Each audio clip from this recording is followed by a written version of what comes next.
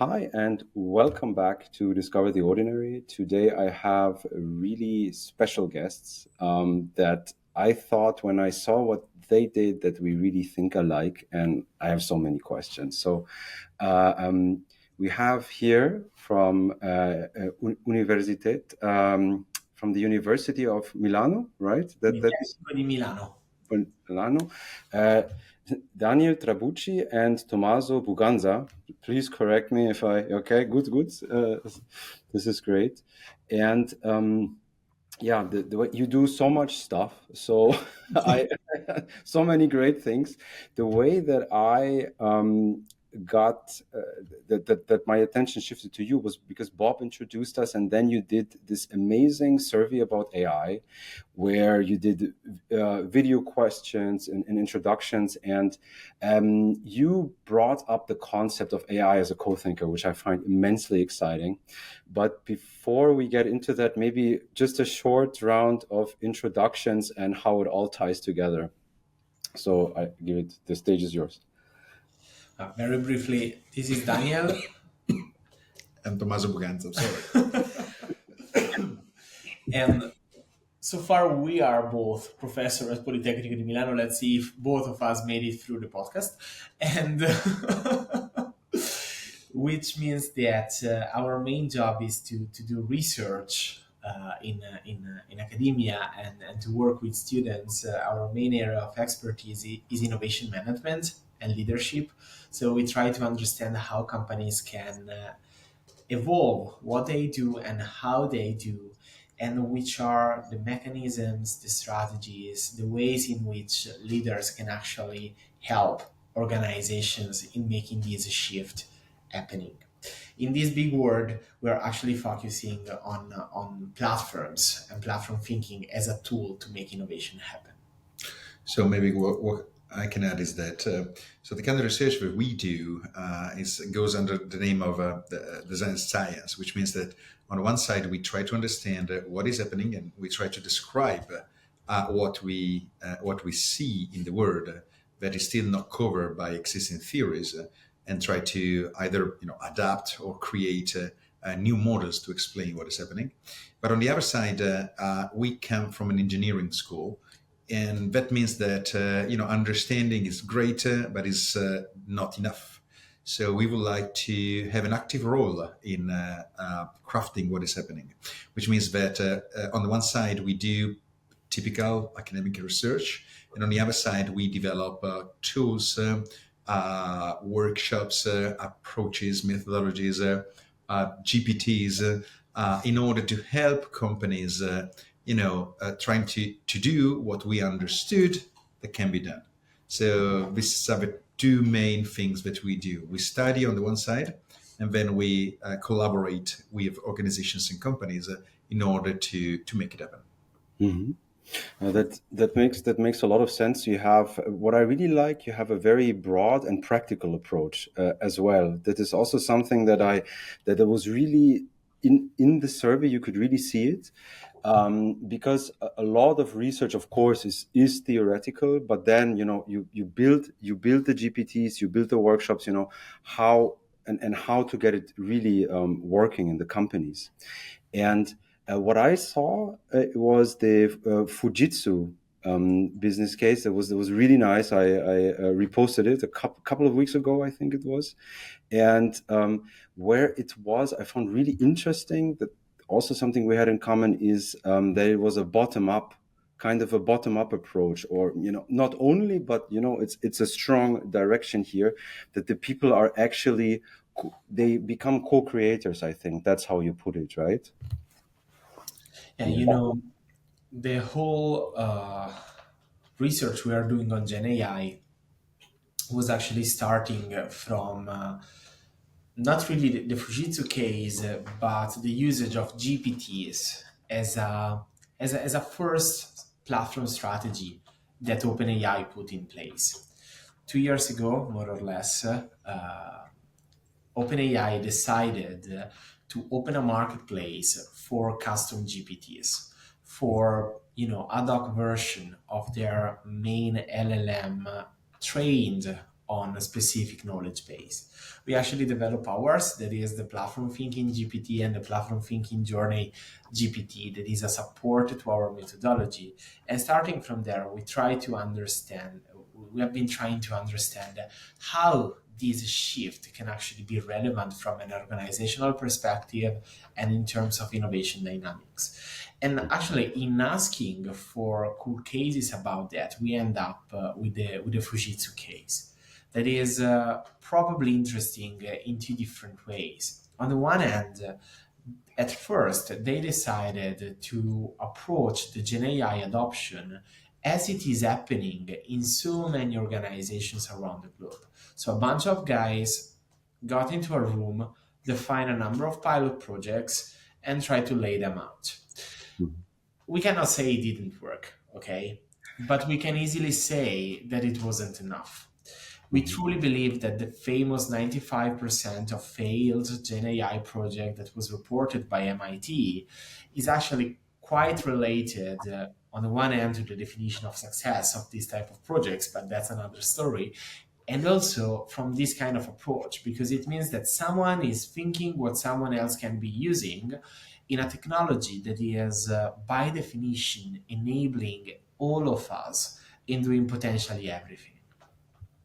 What Fujitsu did that actually got our attention was the chance to use an internal open innovation approach in which every employee has been invited to generate its own GPT or its own GPTs to directly experiment with AI on what they thought could be useful for them or for their colleagues. And this created a first platform layer within the company. So on the one hand, GPT users, on the other hand, GPT creators, and this marketplace that is anything else than a forum discussion in a social media internal platform.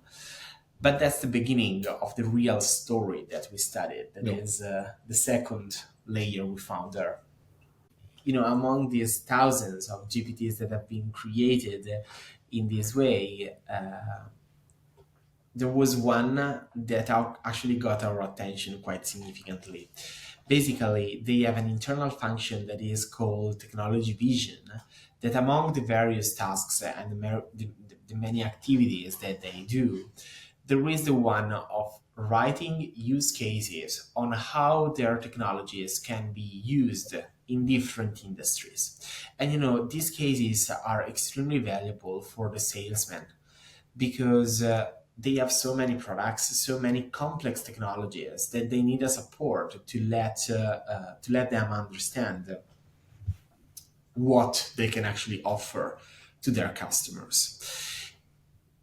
As in the previous case, we cannot say this is not working, but probably giving to salesmen a bunch of documents to be read is not the most effective way of letting them make use of their time and maximize the probability that they actually understand the right case for the right customer and they are able to use that. So what happened is that in the vast majority of cases, salesmen go on presenting the cases they know, presenting the products they know, presenting the technologies they know. And what they did was creating a GPT that is, collecting all these cases and offering a real-time support for salesmen that needs to pitch something to the customers they are going to visit, and at the same time offering real-time support while they are with the customer, and then offering a feedback loop to the writers of these cases that have the chance to know what the salesman asked to the GPT, what the answers they got, which were the cases they couldn't be found, and so on and so on and so forth. And this is very interesting in our perspective because they transform something that is linear, something that is a process. You have a function that is working for another function, and instead of perceiving this as a gift or as something valuable, you actually tend to perceive this as a constraint. So you have someone that is telling you how to do your job or what you should be trying to sell, while the platform is enabling a win-win-win setting. So you have at that point the salesman that see a service to its main activity, and at the same time the writer of the cases that see a service to him, to her, from this GPT that is gathering information on how actually their work is being used by the salesman. So we got in love with this case. We published a short case on California Management Review Insights that is bringing up this story, and this represented in a way the melting point between our main research in the field of platform thinking and this new trend in the world of Gen AI. What do you think? No, yeah, but I was thinking that we were talking about this super interesting case with this Fujitsu, but you also said something before about the co-thinking, co-piloting, and so on. So I was thinking that probably it might be a good idea to put everything in, to zoom out and to put everything into perspective, because as you said, we are we're researchers, so we are conducting many different researches and activities, and then every once in a while we stop for a second and we try to to give a meaning, to do what is called sense making, to put everything together and to understand exactly what we are living and what we are understanding. And so this happened some weeks ago, because we put together the many different things. So let's start from the beginning. We are interested in how people use Gen AI. But when we talk about co-piloting, so basically you as an individual, you use Gen AI to improve your efficiency. So you become faster in writing emails or summarizing documents, blah blah blah. Or you can do co-thinking. That is, you actually are not asking the machine to create the output for you, but you leave the relationship with the machine in a way in which you are creating the output, and you're just aided or supported by the AI. So you can do, for example, strategic thinking, or you can do coaching, or you can think about your leadership style and things like this. So first of all, it's very important to say that we would love to say that we invented this, but this is not true. Actually, the research you were referring to was conducted along with the two researchers, Elisa Farri and Gabriele Rosani from Capgemini Invent, who introduced this. So they wrote a brilliant book that is AI for Managers. It's a guideline published by Harvard Business Press. And so we started with working with them in asking ourselves how individuals use Gen AI. But then when we met the Fujitsu case, we also remembered that historically we come from a research group that is based on organization. So it's great to look at individuals. So we love looking at individuals, but we also love to look at the organization per se. So how people get together, are organized, and work together. So in a certain way, if you imagine a sort of linear evolution, you can go from the simple, let's say, use of Gen AI for improving efficiency. Everybody does it. To using the AI to improve the effectiveness, so co-thinking, and this is still at the individual level. So in a certain way, instead, the case of Fujitsu is the case in which the AI is not for the individual, but it's expositioned in between two organizational units. So it becomes a way to improve the collaboration instead of being a self tool. And I think that this is incredibly important. But the three things are all okay. So there's no right or wrong. They are just some, probably, there will be many more. Some of the possible ways to use AI, but as far as you keep using it at the individual level, there is a big risk from the organizational point of view. So everybody working with companies, as we do, we know that the functional silos are a huge problem. And the more I give tools to people not to interact with other people, the more I will, improve this distance between people within the organization. So the AI might also be considered a sort of bridge across different silos and a way to improve the collaboration. And that is what we understood. So probably the different possibilities of usage and impacts of AI in the organization at large are many more than we identified so far. Mhm. This is just perfect. I love this. Maybe because we've touched many points now, which is great. Um, I I have this theory when also when I listen to you like this, you said okay, efficiency is great, and these are kind of the obvious choices, right? Like and even with agents, you can even do without agents. It doesn't matter if you write a LinkedIn post or if it's a complex agent. It's a lot of the times it's efficiency, but I was at a conference recently and someone said on stage, the true ROI of AI is not in there, or it's partially in there, but it is things that we can do now that we just couldn't do without it. And right, and I was like, yeah, he's right. He might be right about that. And also, then if we think about this, is my question to you. Bless you. And if we think about it, um, this, especially LLMs, we could view it as a general purpose technology and not as software.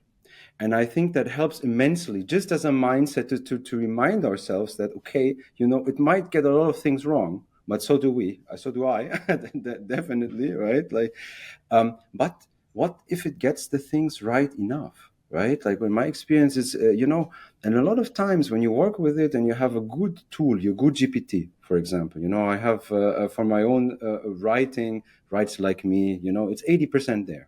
It's 80% there. The last 20% I have to do but probably that's fine. Maybe it's not gonna get better than 90%, whatever that is. What do you think of that? Is that a fair assessment, or would you say, Daniel, you're kind of on the wrong track? You go. You go. You go. You go. So, actually, you touched many things that we love discussing about. So, I would say that I basically agree.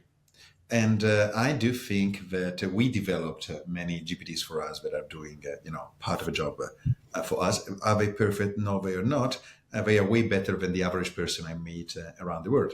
So one thing that people should understand, I think, is that if you are a super expert of something, you might find that the current status of GenAI technology is not as good as you. And I would say, thank God. I spent the last 15 years in this, and what you can expect is a good average answer, and I want to be above the average in my own work. But what is also true is that the same machine is the machine I can ask many different things in which I'm not an expert, and in that case the result is better on average of what I could do by myself. So if I get into a discussion with an LLM about platform thinking, I hope and I do expect I know more. But if we talk about, I don't know, cardiovascular things, I got actually the average question, the average quality of the average answer is going to be higher than what. So this is the first thing that people need to understand. So you cannot say that is not working. Depends on what you're using it for.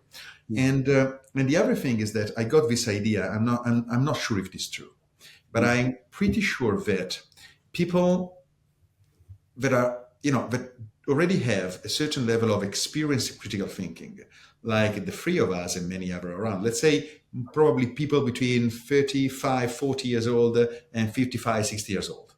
So these people, they've got an incredible quantity of knowledge, and they are able to assess to what extent the answer that they are having is good or not. So is like this is like heaven to me. I was incredibly accelerated by this technology because there are things that I can ask a technology to do, and then I will review and I change. And in many cases, I ask the technology to change because I know exactly how it should be done. I can recognize what is good, what is not. Of course, I can make mistakes, but it's okay. I mean, it's human.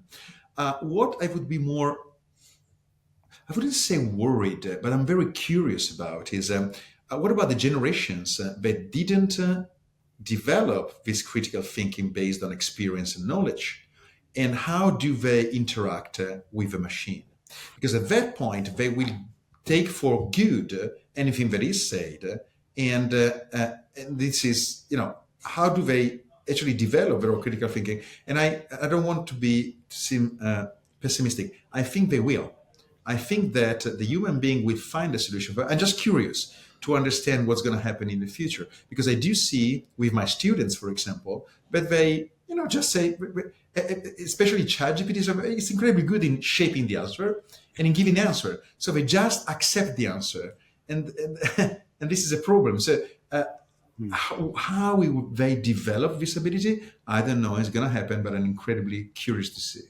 Yeah, this is I don't know. I'm sorry. Should I interject, or Daniel? Do you have something? Your podcast. Okay, this is so no. This is amazing. Because I, I'm worried more about the transition period. How long is it going to take until because it breaks my brain every day still, and there's not much else than I do than work with LLMs all day. Sometimes I talk to people, because just like now. But I'm half joking, half serious, but it breaks my brain that like this is actually possible, and what kind of things we will be able to do. But I think that just people as yourselves, professors at an university, you have an incredible passion for this, and you are teaching the students, and you're teaching everybody around you that reads your things on the internet, and that helps already, because we are all figuring it out together, in a way, right? Like, I just give you an example out of my own practice. I actually come from advertising and sales. That's what I have been doing most of my life, in a way, and in technology. And what I did my whole life is manage very complex client relationships with years of sales cycles. No problem. Bless you. For years of sales cycles. And sometimes, I sold it after 12 months, and the longest one was 5 years. You develop these relationships. It's crazy, right? And the software, it was worth millions. So, it's worth it to do it with banks. And what I'm doing now with clients, because I consult in that business, right? So I help them refine their pitches and stuff like that. You can use AI as a co-thinker for that easily, but you need to know, you need that experience. You need 10 plus years. Otherwise, it's just like, oh, that's a great idea. It's like, no, they totally got offended, like this. And one crazy thing that you can actually do, especially since a year, I would say, about a year, you can put kind of complex game theory models in there where you put you did this, that's great. Where you put, let's say there are three stakeholders, you put, if you know some psychological profile even there, okay, maybe they're risk averse or something like that. Or not, and the incentive structure, okay, gonna retire soon, when was the decision made to buy this software, like in my case, for example. And then you can map out this in game theory scenarios, like let's say okay, low probability, medium probability, high probability, and then you need all that experience that you just mentioned to assess if what makes sense the most. And then if we don't know, we just say, let's try and find a Nash equilibrium, right? Like from A Beautiful Mind. As like everybody's at least seen the movie. It's not so hard, right? It's when nobody gains an advantage or a disadvantage by moving, and everybody kind of stays there. Everybody gets it, And then sometimes, like in the past, like a year ago, I started prompting with clients, like co-prompting. That's a thing that you do as well, which is crazy to me. I've never heard that before. You just co-prompt, and it's like, oh, can I just talk? Like voice dictate. It's like, yeah, just talk 10 minutes. It doesn't matter, and stuff like that. So um, I think that this is an immense opportunity, and I'm worried more a bit in the short term because we don't know how to address this. Like universities don't know how to address this, and I don't blame anyone, because the whole system of kind of learning and value creation has been turned upside down, because I can just send you a paper, and if you don't read it carefully, maybe I can cheat a little bit or a lot. So So yeah, but mid to long term, I think people will catch up, and it's fascinating for a young person now to grow up with this stuff. Let's say you're in your 20s or in your teen. Let's say you're in your teens right now, and you develop that critical thinking. Like maybe you go to high school. Maybe they're your students then with 20 something. Then you get that experience, and if you're a curious person, it supercharges you. Like for me, it was insane. I couldn't sleep like the first few weeks when I tried out GPT 3.5. It was really crazy. Yeah, but sorry. Can I jump in on this? Yesterday, I was listening to an Italian interview to Professor Luciano Floridi, who is a very famous professor that sits at Yale, if I remember correctly, right now. And he is studying AI mainly from an ethical slash societal perspective. And he said something that made me think quite a lot for two reasons. First of all, he made an example that, in my opinion, is extremely relevant, but also still not accepted by the establishment.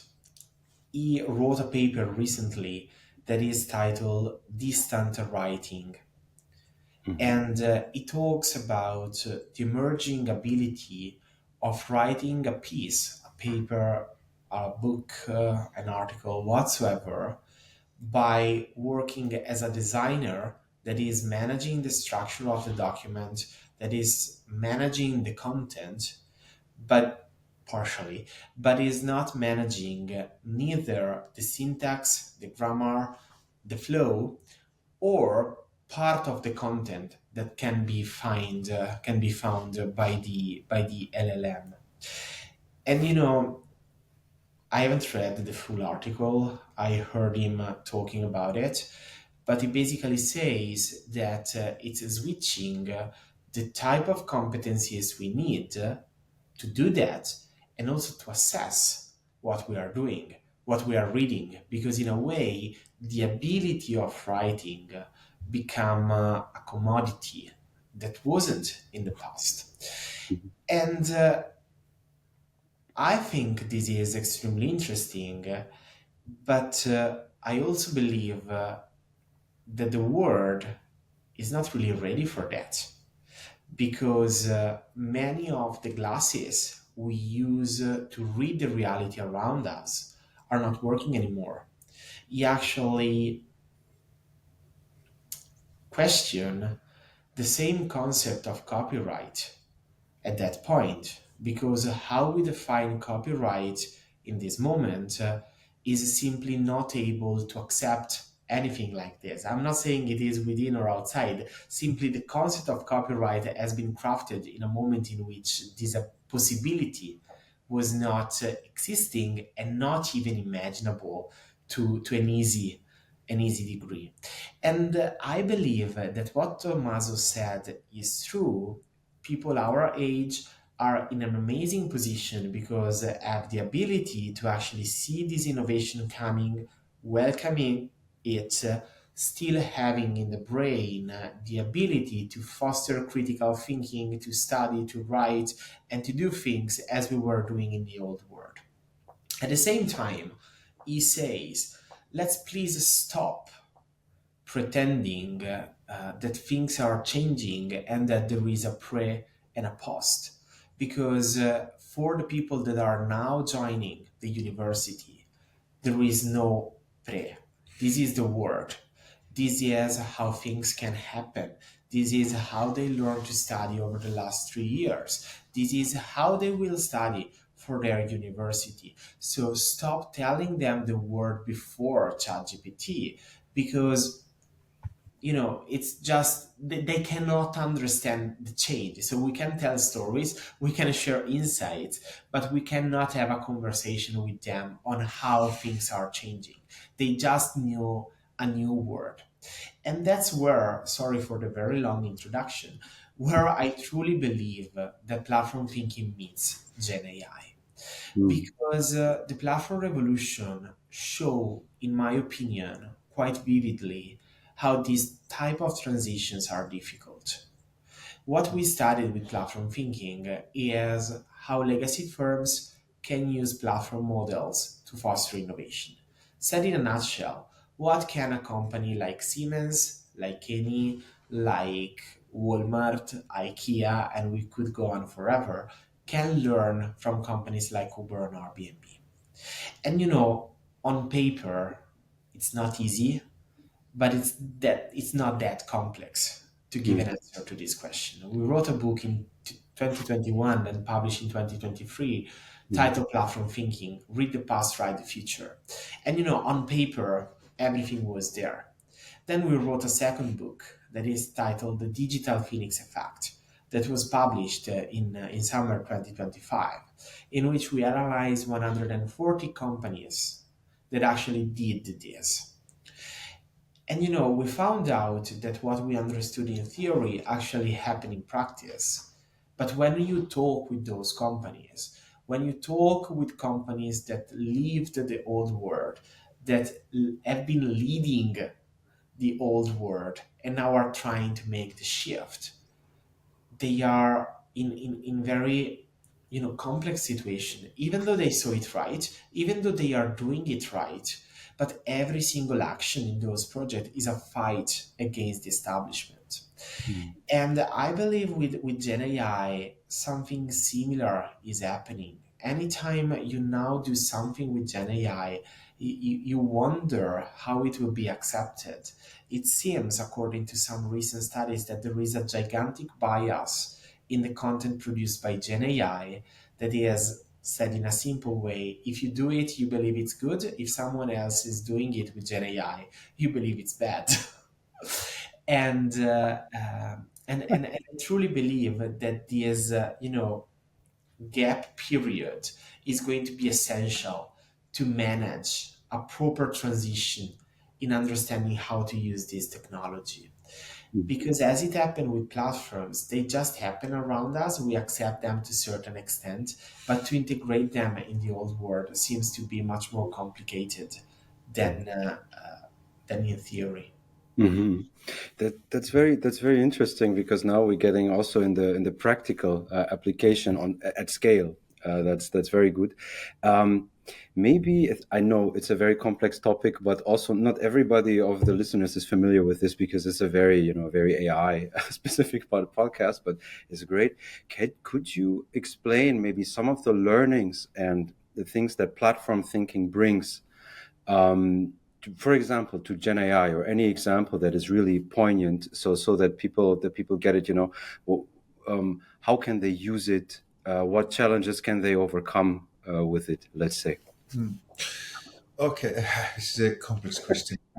Sorry. Uh, Well, I will try to at least split this in two, yeah. uh, meaning that you can see what I will probably craft it in this way: what AI can do for platform thinking, or what platform thinking can do for AI. So there are two different perspectives.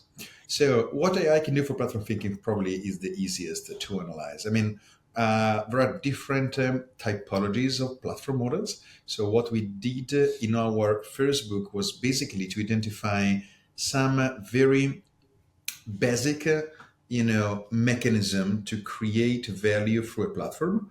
I will not go through them now, but you got orthogonal platforms target, client as a target, we got innovation platforms, we got blah, blah, blah. Consider that at the end of the day is like a sort of game in which you got these small Lego bricks, and you can do something, a platform that is just made of one of them. So it's a transactional platform, or you can create much more complex situations in which you've got a transactional platform on top of it, an orthogonal one that is based on an innovation one, blah, blah, blah. So why am I telling you this? Because at the end of the day, there is somewhere a sort of matchmaking in almost all these elements, all of these basic pillars of platforms. So the easiest way to think about it is how you do a match between somebody wanting to listen a podcast and a podcast. or somebody looking for an hotel and an hotel. So one of the main works that these platforms do is actually to make this match happening. And the more you can rely on AI, the more you can bring this ability to matchmake to another level. And we got many cases and examples of it. Look at the ability of Netflix to identify the next thing to look at, or the ability of Spotify in helping you finding a new music and so on. So in that case, I would say that AI can work existing platform mechanisms. These platform mechanisms then can be of different kinds. So one of the things that was very exciting for us, probably only for us, but it was very exciting for us, was when we analyzing these 140 companies developing platforms in the Standard & Poor's 500 list. We saw that many of them are actually creating platforms which are internal. So not for the external client, but to solve problems of your procurement, to solve problems of your innovation department or HR or whatsoever. And so in a certain way, what we are saying is that there is a huge possibility of improving mechanisms, platform-based mechanisms developed within the companies because of the AI. So the AI is making it more efficient, more effective, more able to solve your problems. But in a certain way, this is what AI can do for platforms. So you already created a platform, great. You have not created a platform yet because you are an oil company, or you are a retail company, and you have not still embraced the platform world. You can do it, and maybe with AI, it's going to be even easier. I think that the other side seems to be incredibly promising. So what platforms can do for AI? Because Daniel before was quoting this research by MIT. So we know that almost all the companies in the world, they are trying to use AI. So basically, and I will be very open with it. So when we get in contact with companies and we start discussing, projects and things, and at a certain point they say, is there any AI inside? Because if you do not put AI, we cannot do anything. So you are supposed to use AI. We don't even know why, but we know that we need to use AI. And so the problem is that 100% of the companies around the world, they're trying to use AI. 95% of these projects are failing, meaning that they are not bringing any value. These are the new data released by MIT that Daniel was quoting before. And so in a certain way, we can go back for a second to Fujitsu. So what happened in Fujitsu was that this remarkable characteristic of a platform in which you do not have providers and customers, but they are all customers, in which everybody wants to do that because they see their own value into it. It's the same for Airbnb. I see a value if I, go on holidays, but I see value if I want to rent my, my second house or my room while I am away. And both of them are clients. Both of them love Airbnb because they perceive themselves, and they are customers. So if you are able to create this kind of mechanism in the organization, like Fujitsu did, all of a sudden you will not have a pilot project, with a leadership of IT or organization telling people use AI. No, you use AI because you find it useful. Yeah. And consider that in this way, you can easily scale up AI applications within your organization because you're not forced, you're not asked, you're not nudged into using it. You just love using it. It's because you do see a sort of value, for everybody connected to it. And sorry, I'm going a little bit long, but I will add just a small thing. It's beautiful. Don't worry. And I think that this is brilliant.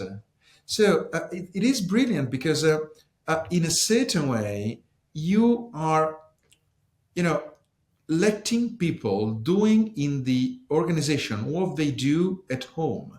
So there was, in the last 20 years, something incredible happened. So until 20 years ago, the organization was the place of technology. So you want to, there was this HR manager in a bank, and he told me when I was a kid, actually my father brought me to his work, and I saw the real technology. I saw the fax machine. So the fax machine was like, wow. So nobody could really have a fax machine at home. So there was, oh, you could see, an IBM mainframe. So it's not the kind of thing that you put in a garage. It's the kind of thing that you can only have if you go in a company. But in the last 20, 25 years, it completely changed. We've got more technology in our hands than the technology that you find in a company. And in many cases, people are already using AI, and they are using AI to organize many aspects of their lives. And then they go to the company and they don't find it. So we need to, put people in a situation in which they can live inside what they already are living outside. Otherwise, the result is that they use ChatGPT and they put all the company sensitive data into ChatGPT because they want to create. So we are accustomed and users to have platforms. We love platforms. I want to be a customer. I want to rent my apartment and I want to take an apartment for rent. I want to listen to my music and I want to put my music. I want to create my podcast and I'm a customer of Spotify and I want to listen podcast and I'm a customer of Spotify. Why don't we recreate this into the organization? And this is where platforms can help Gen AI's spreading within the organizations, I think. This is amazing stuff. Thank you for that. Just a couple of thoughts and a bit of maybe also a summary. So I think I finally understand platform thinking. That's great. that's really good. No, because it's a very vast topic, and thinking it's a win-win situation really, where you make people want this. Both become the customer, or let's say top down is a customer, bottom up. It doesn't matter. It's kind of this value creation, and in this example, it makes perfect sense actually because. In my, I did a study that came out one month before the MIT study, and we had some of the very similar numbers, although mine was much smaller. It was mostly executives in my network and my adjacent network. 151 now in this study. It's 143. It's good, right? It's not. And I saw 97.6%. Whatever, they use it, over MIT NANDA had the same 90+%. I don't know, and but this were individuals. I asked them on an individual level, and I asked them, do you like it? Do you like using this? Is this bringing you anything? And around 50% said yes, or 51.2, yes, I can see it, and then 25% more, roughly. I don't know my own numbers anymore, but I said, but not perfectly, but I can see how it could work. Only 25% they say, what, this doesn't really apply to me. But okay, but those were C-level execs, and also some people were not so technology adjacent, so that is fine. It's just lagging adoption, I think. And there you can see, and this is what MIT NANDA, the study did, the 5%, the 95% was also, it means it didn't scale into ROI. There's hidden ROI with shadow AI usage. What you just said, right? Like they put this stuff in ChatGPT. I really shouldn't, but it's so easy, and let's be honest, some meeting memos, they literally take no effort anymore, and nobody reads them anyways. I mean, in this case, I'm sorry. You ask an AI, they read it. Yeah. There's this meme, right? Like I put it.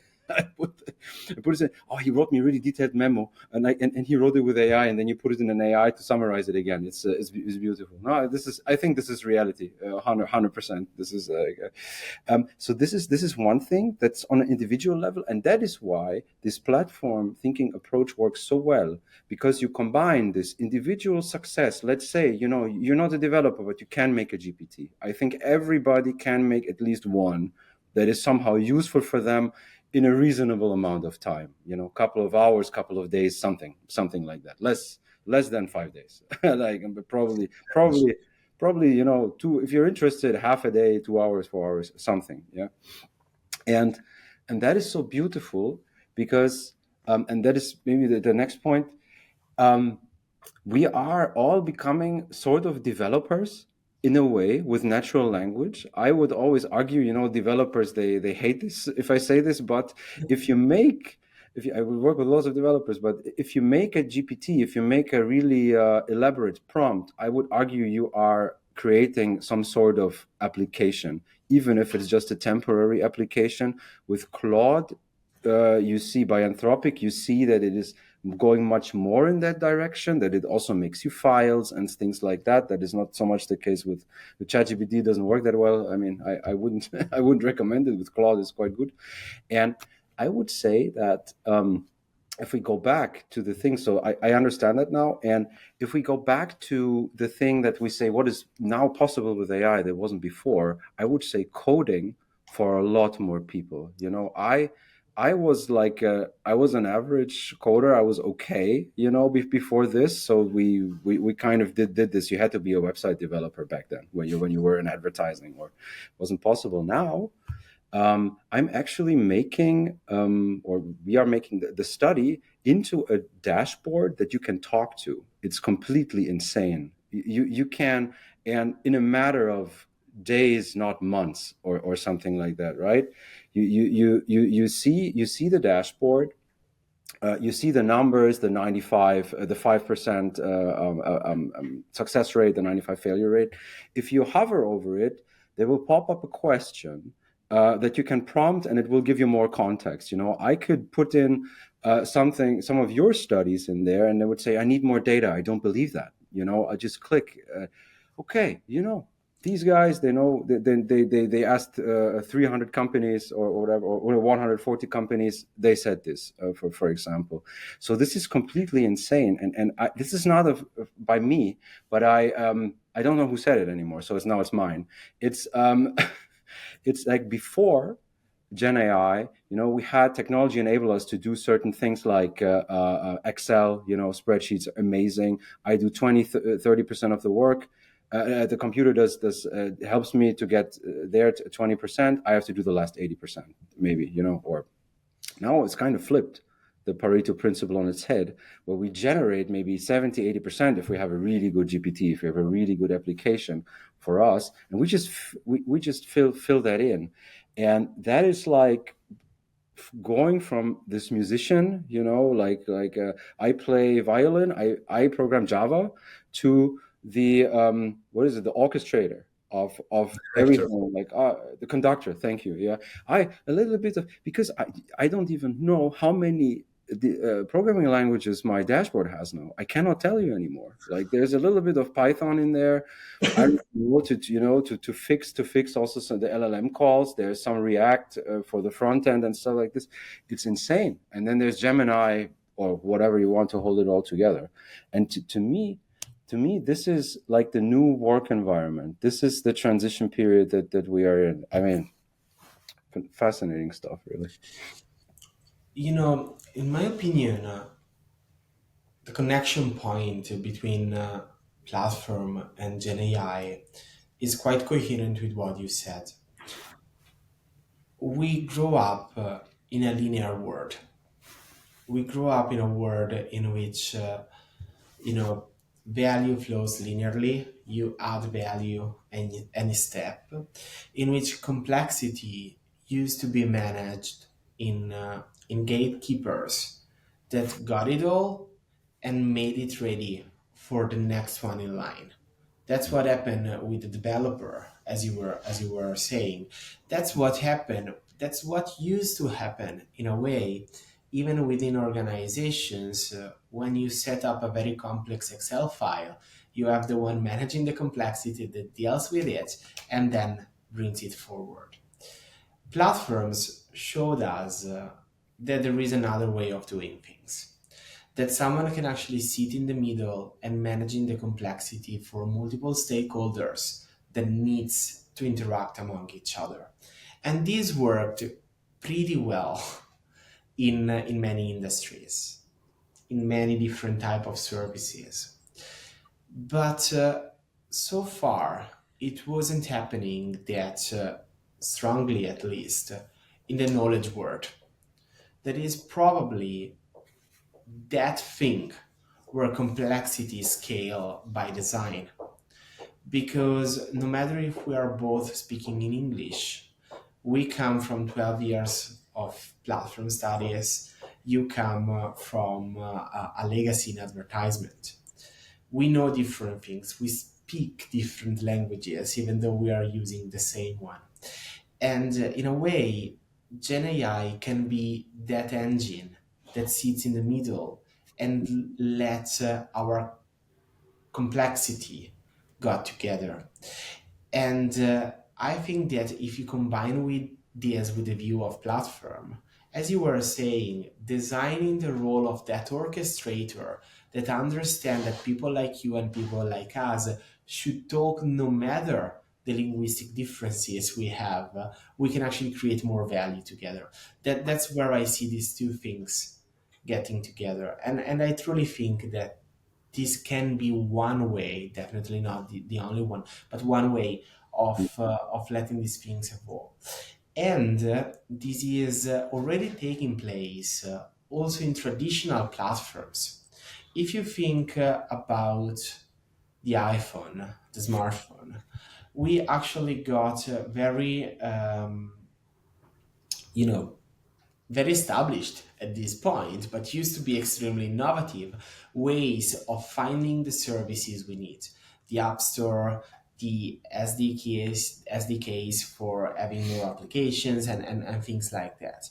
Well, what happened with OpenAI embracing the apps within the flow of ChatGPT is probably showing one possible big shift in this interaction mode that brings to another level the knowledge management that will bring you to the right service that you need in that moment.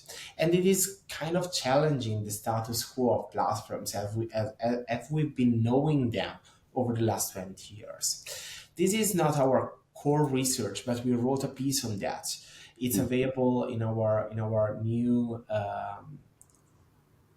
newsletter that is titled, we are Italian, so we called it Platform Thinkers Spritz. The idea is to read something on the reasoning we are doing in the time of a spritz and possibly enjoying it as much as possible. It's freely available on Substack, and we actually wrote a piece that is, putting up some reasoning of this intersection between platform strategies and what OpenAI is doing. Yeah, it's exciting stuff, really. I saw your post on the SDKs with the different apps. I think you yeah, just a couple of days ago. I think not so many, I think so.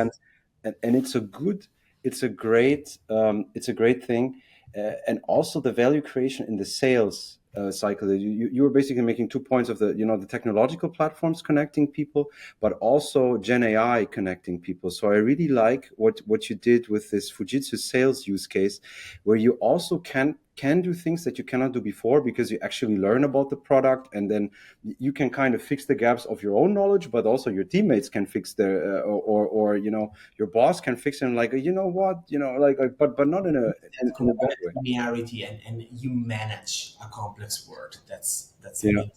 Yeah. Yeah, yeah, exactly.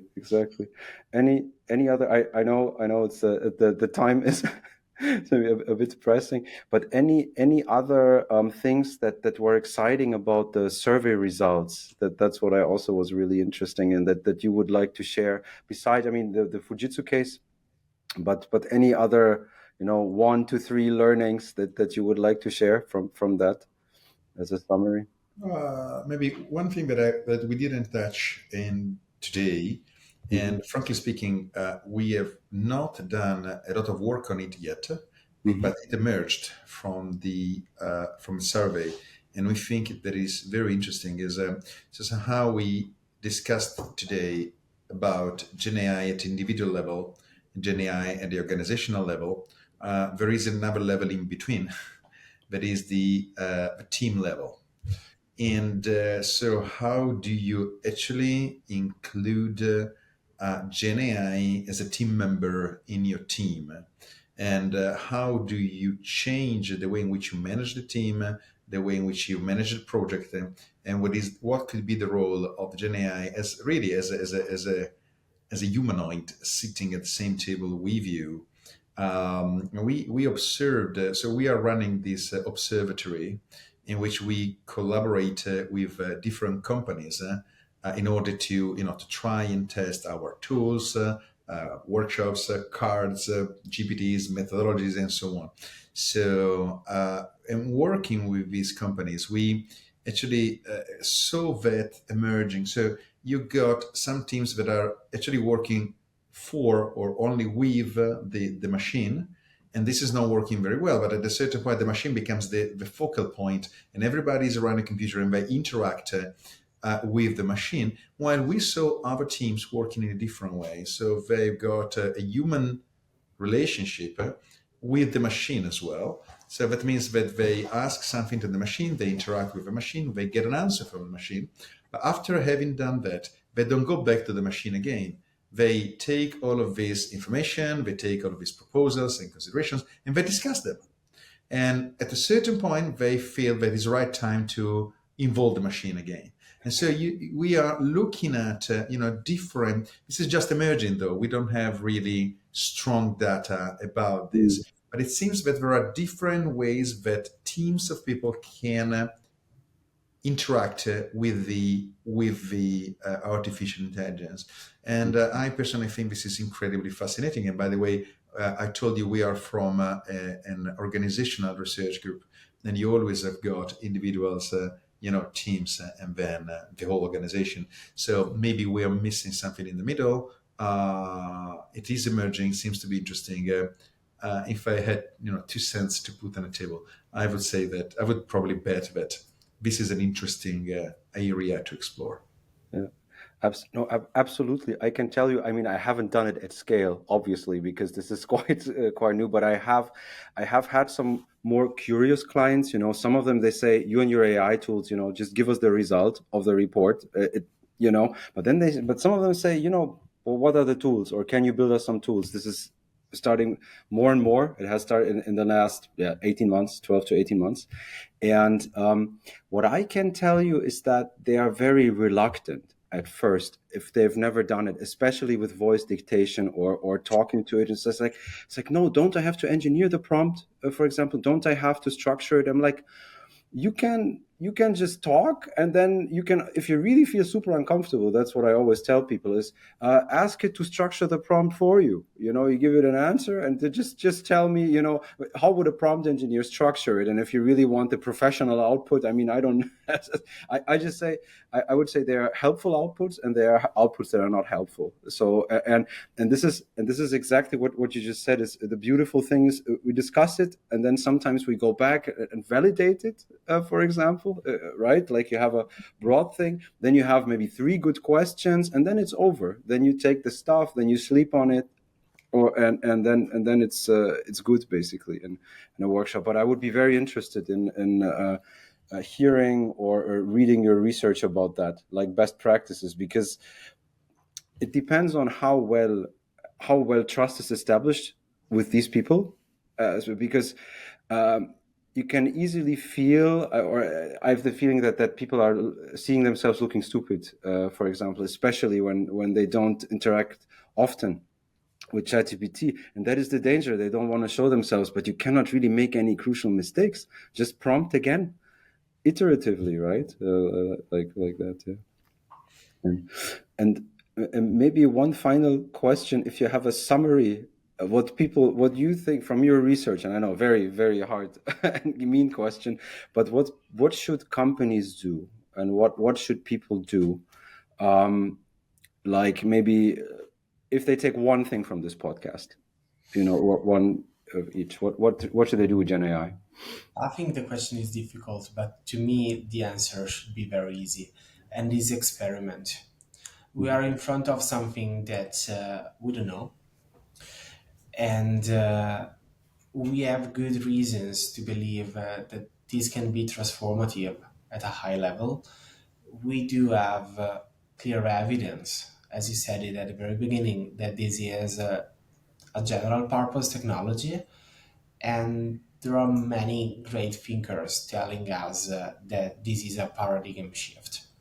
we cannot explore it anyhow differently if not exploring and getting acquaintance to that, getting, finding a way to be comfortable in this new world. And there's nothing better than experience to do that. Mm. Yeah, I agree. Abs- Absolutely, because it's a general purpose technology. That's what it is, and then we always thought about it as software in a way. It's not deterministic anymore, and that's why it gets hard Yeah. in a way. And Tommaso, what is your final final recommendation out of all of those? I know. I mean, just a thing that comes to mind. And okay, I will take the dark side of it. Uh, we are, at least the three of us, I think we are all enthusiastic about this. Yeah. So we want to experiment, we want to try, we see incredible opportunities. I also do see incredible threats.